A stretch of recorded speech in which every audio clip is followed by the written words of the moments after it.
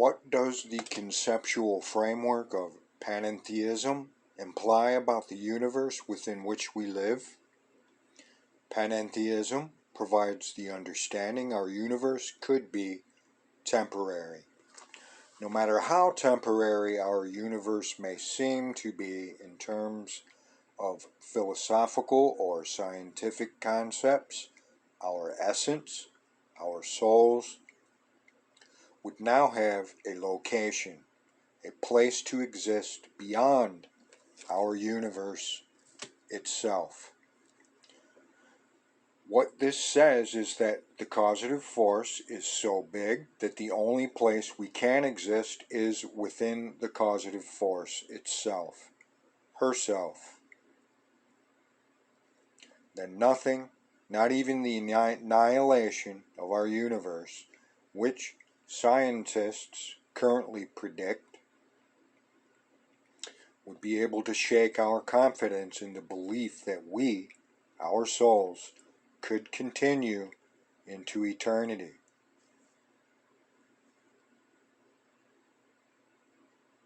As an example, science is heading in the area of confirming the Big Bang Theory, although this could be debated.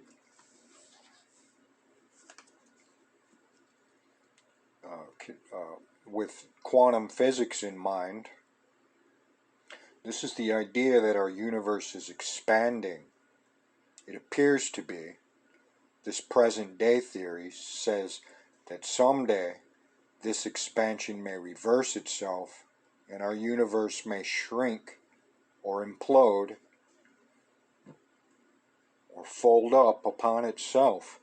This would lead to this total destruction of not just our solar system, not just our galaxy, but the destruction of our whole universe.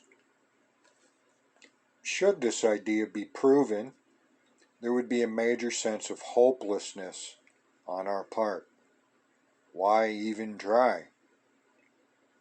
No possible explanation would seem reasonable as to why we exist.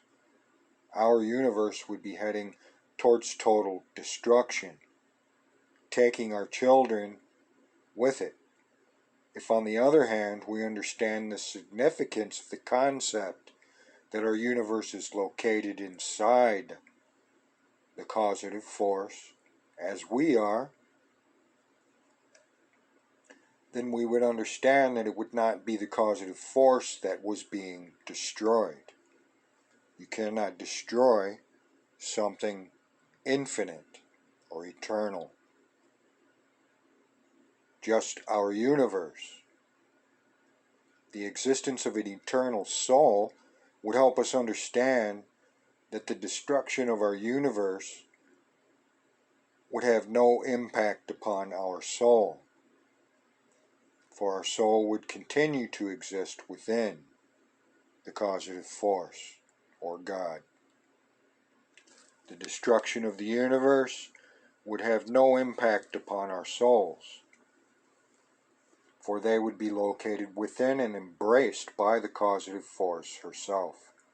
Under atheism, the destruction of the universe would destroy all of us, because according to atheism there is no God or causative force.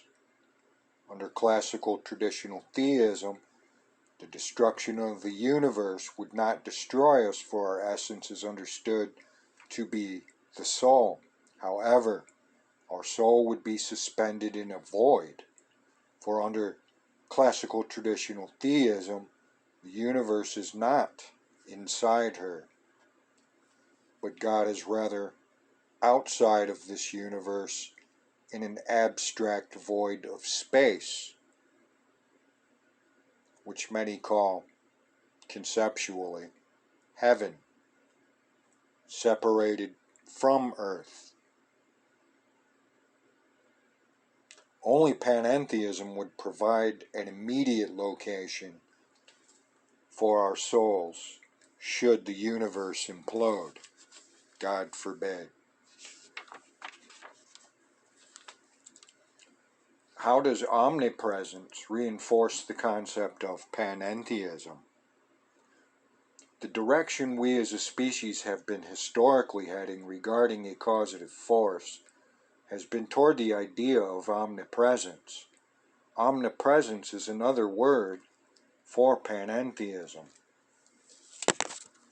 Classical theism claims omnipresence, but yet, paradoxically, doesn't realize it fully, which is why we have our current condition upon this planet, God being separated completely or wholly from man, and man from God, due to an apparent fall from grace.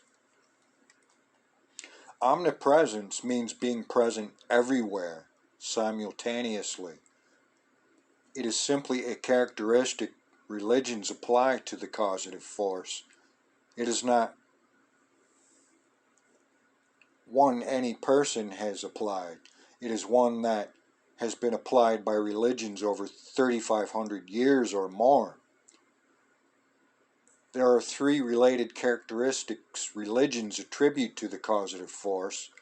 Omnipresence, being everywhere, is just one of three. Omniscience, all-knowing, and omnipotence, all-powerful, are the other two.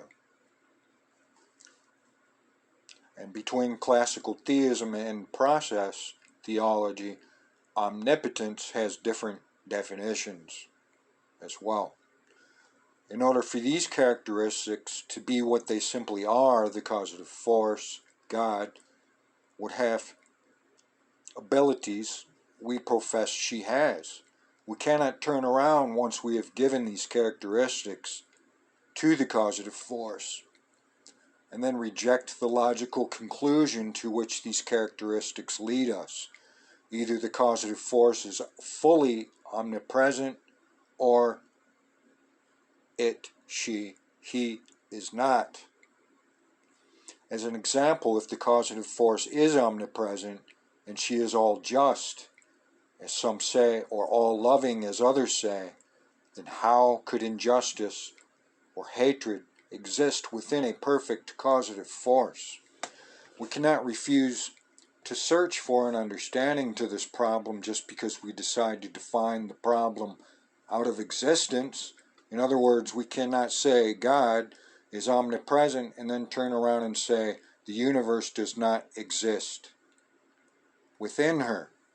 We cannot say the causative force is all present and then turn around and place human behavior we do not consider to be moral somewhere outside the causative force. Somewhere, in this case, is nowhere. For our religions are based upon the concepts of omnipresence, omnipotence, and omniscience. These paradoxes, apparent contradictions, lead to contradictions in human behavior. This creation of a rationale for contradictory characteristics of the causative force, or God, then becomes part of our very essence. We begin to act in a manner that contradicts what we profess, which is what an unbelieving world finds unbelievable. We open ourselves up to abuse.